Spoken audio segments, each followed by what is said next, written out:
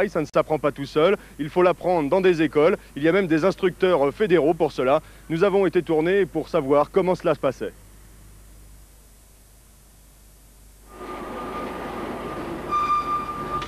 Depuis 1983, 220 brevets de pilotes d'ULM ont été décernés dans cette école de pilotage à Crancey dans l'Aube.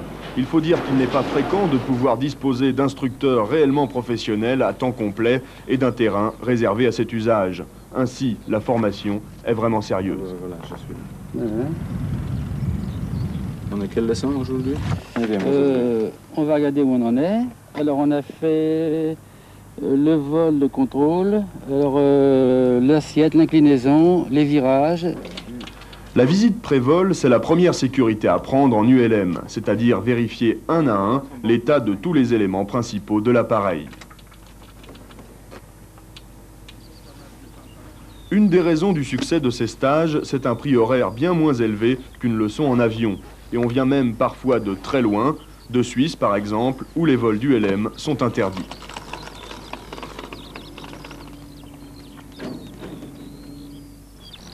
Je suis tout d'abord polonais, résident à Lausanne, en Suisse. Je profitais de cette occasion de 2 semaines de vacances pour venir chez M. Jean Kiliski pour suivre ce stage d'ULM. Alors à quoi ça va vous servir d'avoir ce brevet d'ULM en Suisse où les ULM sont interdits de vol?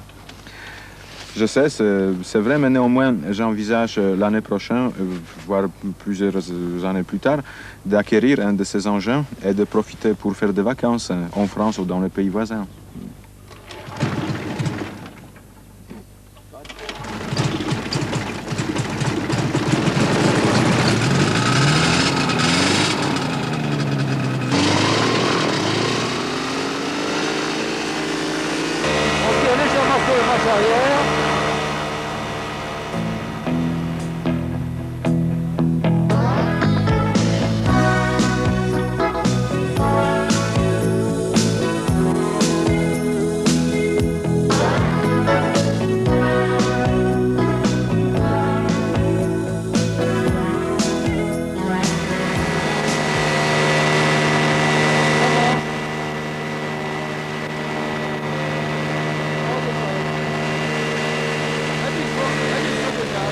Est-ce qu'il faut longtemps pour former un bon pilote d'ULM? Tout ça dépend de l'individu. Vous avez certains élèves, au bout de la 9e leçon, sont capables de voler tout seuls, mais enfin, la moyenne est 10 à 12 leçons. Vous avez des exceptions.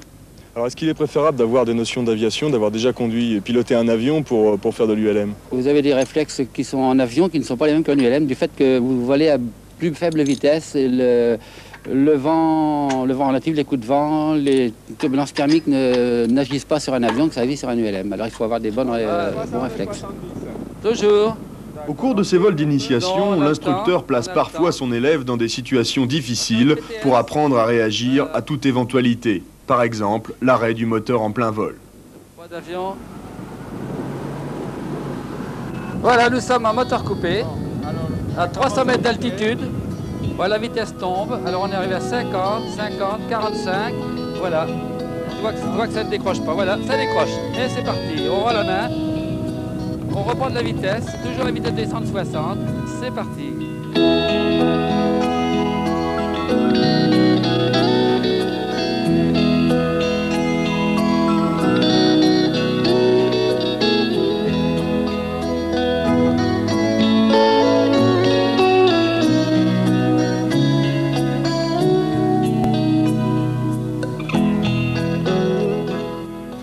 Voilà, alors nous avons parlé des ULM, mais on n'a pas encore parlé de